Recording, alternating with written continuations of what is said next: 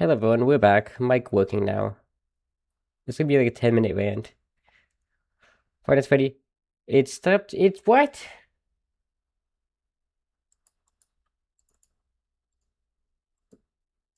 Are we serious right now?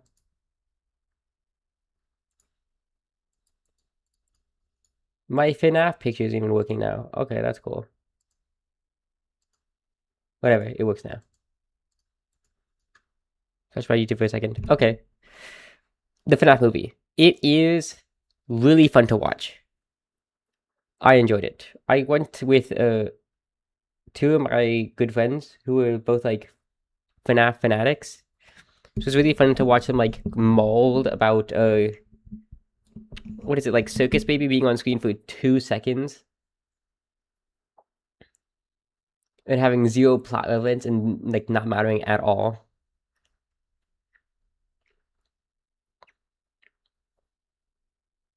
Which is canonically like one of the worst ones. My favorite ones were the like old parts, like originals, prototypes, whatever. They were so cool. But this movie has so many plot holes. The main villain, Marionette, his whole purpose is to take over the body of this like one girl. But she has multiple chances to do that uh at multiple points throughout the movie, and she just doesn't. Well, one of two girls, I think. She has multiple chances to take over both at multiple points. And when she does, it's meant to be this like, oh my god moment at the very end. But she could have done that at the very beginning, at like halfway through the movie, 30 minutes in. She could have done that. But instead, she leaves her tied up in a locker or something, which he's very easily freed from. In which Marionette should know, but just doesn't do anything about it. Which, okay, whatever. Whatever. But it happens multiple times. And then, Mangle, whatever. Mangle. My friend was like crashing out of a mango because they enjoyed it. I don't know. And they kept saying mango, and I thought it was the mango meme. They're like, mango. I thought they were going insane. I won't lie. Anyway, Mangle sucks. There's nothing productive. The movie would have been the exact same if you remove Mangle from it. The movie would have been the exact. You could remove like quite a few characters that they try and push as important, and the movie would have been the exact same. There's a subplot line of like the like robotics fair of a school where they're competing with I don't know what something. Not clear. Not clear what they're competing with. So there's no stakes. I'm like, oh, we have to win first place. And what? Your own hosted fair?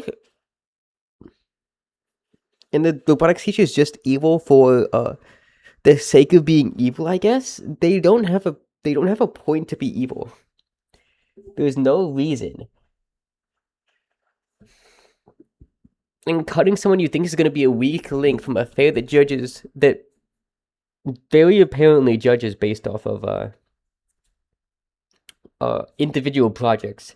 Cutting someone who you don't think project's going to be that good, and then like intentionally sabotaging her project that you think still won't do well, changes nothing. His character doesn't make sense, and then he dies in the most useless way.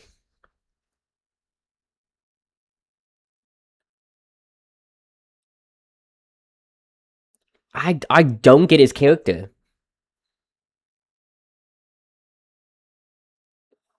Everything would have played out the exact same if he was just like a decent science teacher too. Cause she like sucks at robotics. She's so abysmally bad at robotics. It's actually funny. It's like she's trying to make like a Fazbear, her own Fazbear, like a mini like foot tall one, and she sucks at it. She gets like one servo working, and then it breaks the arm because she attached it with clear tape or something. What? Like, no wonder the teacher tried to kick her from the science fair. She's actually the worst robotics student I've ever seen.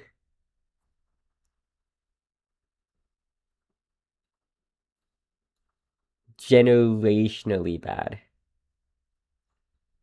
robotics skills. And then she's a 13-year-old that doesn't doubt that her security guard dad isn't gonna go fix the animatronics from the first movie because they made friends with her. Which, what? I feel like at 11, 12 years old, you'd realize that's a complete lie. That might just be me.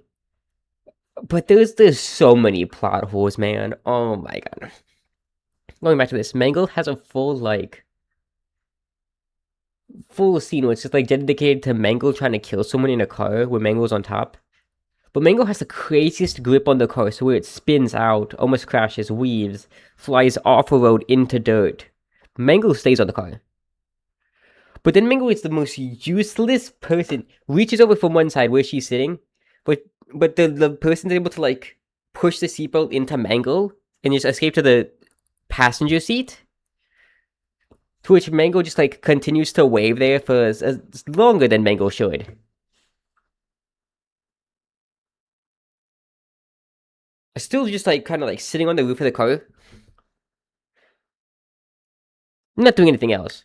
And they probably moved to the other side of the car. It was the point that if she just went to the back seat, she'd be so much better off. Anyway, so reaches over to the other side, and she just jumps to the driver's seat, and then she starts driving again. Mango is still on the top of the car, but Mango just gives up. For a solid assumably 5-10 minute drive or so. However many amount of minute drive. Because she goes from a random field to the middle of suburbia.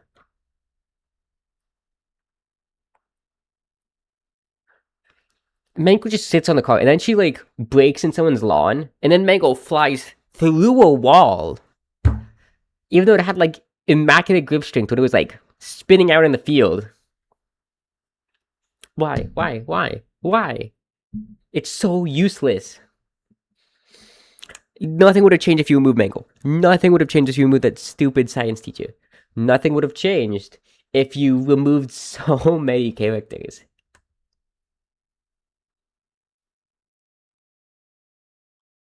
Which is so stupid. There's the girl's brother who comes in at some point to be an evil security guard, which you can immediately tell he's evil. Because they portray him as the most evil looking, sounding, and acting person. But then he just disappears. And you're like, oh, cool. And then you forget about him until the end of the movie was like, I was your brother. You didn't tell him about me? Wow.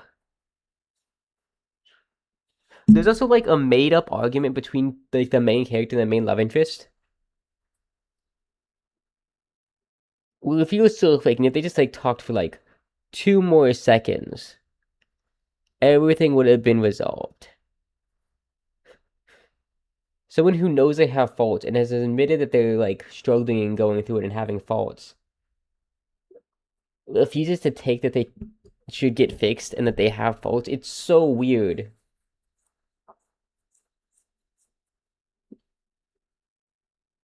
The main character conveniently decides that he's going to forget that there's ever more than one location, even though he knows he's at a franchise location, and that it wasn't that there wasn't only one Fazbear pizzeria.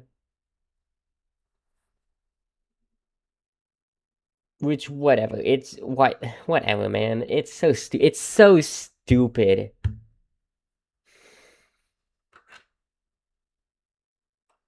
She gets paid from being a cop. I don't know why exactly, and I feel like she didn't need to be fired from being a cop. But that's neither here nor there.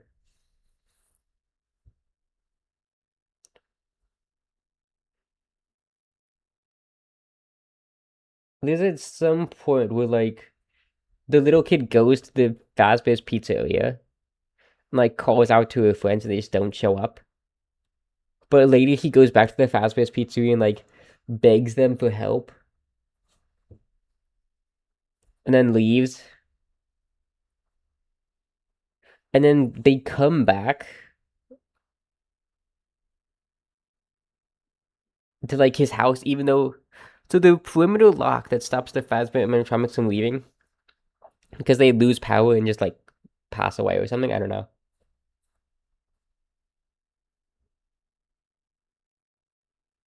It stops them from leaving is disabled.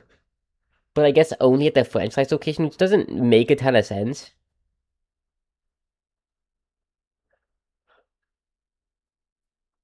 For whatever it is. But the other one isn't, so that they travel across a full like city. From this like abandoned pizzeria in the middle of nowhere to like the middle of suburbia to save the Abby and like the Mangle and stuff, the main like cast. And then die in the process by going like passing away because they went out of electricity. Which what? If they were still alive and in like perfect condition, they would have said hi to Abby. They would have said hi to her when she came to visit them.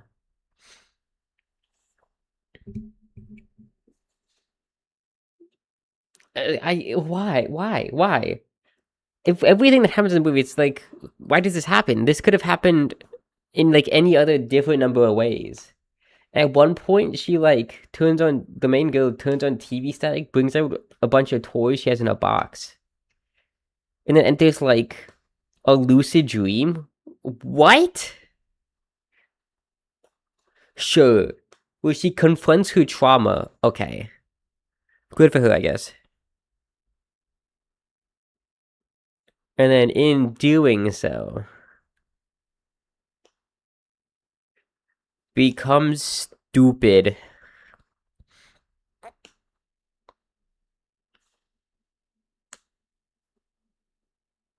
And like overcomes the trauma maybe ish. It's never clear if she really did. I mean, I think you're supposed to assume that she did, but she really doesn't seem to because she doesn't. She's like, I'm a cop now, even though she was fired from being a cop. Whatever. She appears in the cop's uniform because in the gym she becomes like a little girl again, being scared of her dad, who's clinically insane, by the way. And there's this whole like sub argument between like nature versus like nurture and stuff. With like my nature is to be good. I don't have to follow in your footprints. And, like it's your nature. You are his son. You have to continue his legacy. His legacy of fucking killing kids and putting them in like robot animals. What? My mom's a teacher. I don't have to continue my mom's legacy of being a fucking teacher. My dad was in the police force. I don't have to continue his legacy of being in the police force. What? What? It doesn't make any sense at all. Not a single lick of sense. But the brother's trying to convince the sister to be like, hey, sis, I know you for an entire time you hated our dad and hated the idea of everything he's doing, but join me. This useless ass brother. I don't know if I'm repeating this because I had to film this twice. Because my stupid mic didn't work. Whatever. Oh, it's so stupid, man. Like, the brother's meant to made out to be this, like, big, wow, twist villain, but he's not a twist. Because we know he's evil from the get-go.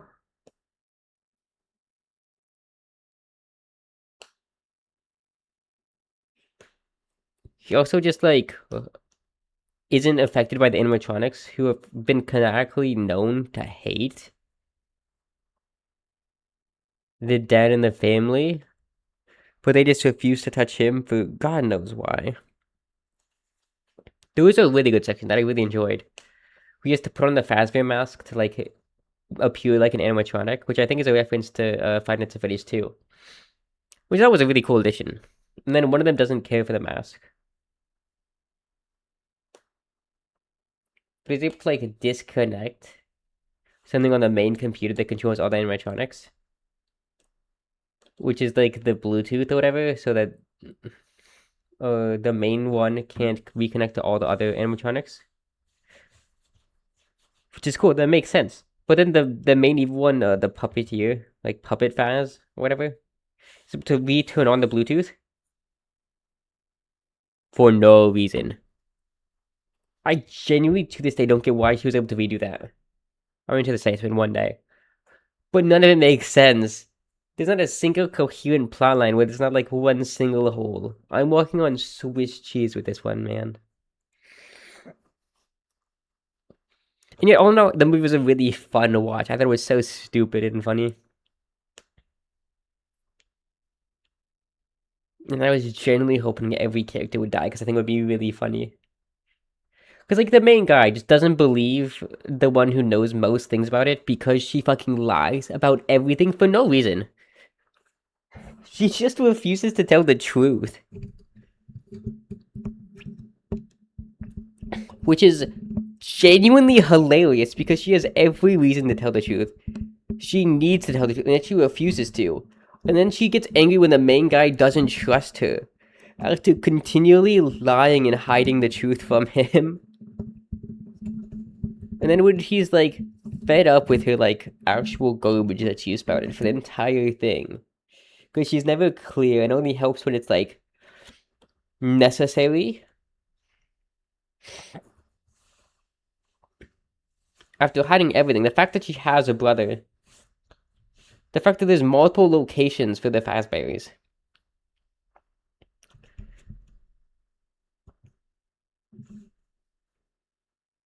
And then the brother makes so many stupid, like, decisions in connection with her.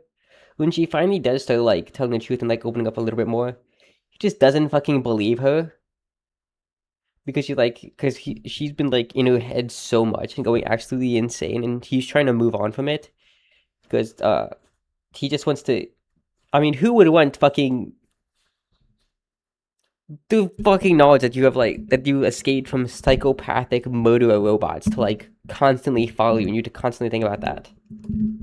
And you to actually be going on dates with the daughter of the man who did that. Created the psychopathic killer child soul robots.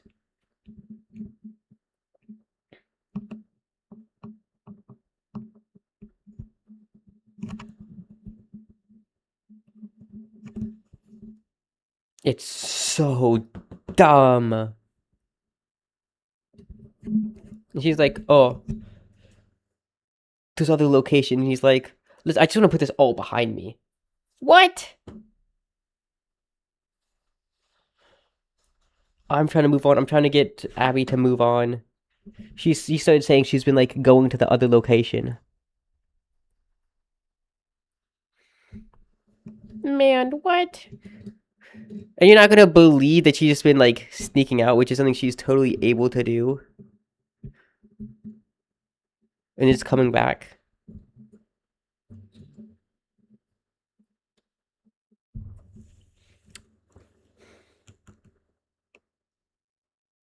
It's so nonsense. And then like the aunt of the main character and Abby, like the main like child character, I guess, is like helps orchestrate the Fazbear Fest so that the animatronics can run amok and kill half the city.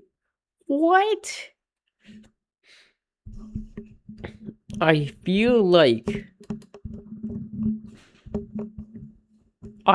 more people would fight back if they realize they're being attacked by a Fazbear. I feel like news would spread fast enough. Plus, you've proven that these, like, Fazbears are actually useless when it comes to doing any killing. Because Mangle, aside from his, like, first kill at, like, early beginning of the movie, becomes useless in that one scene I described.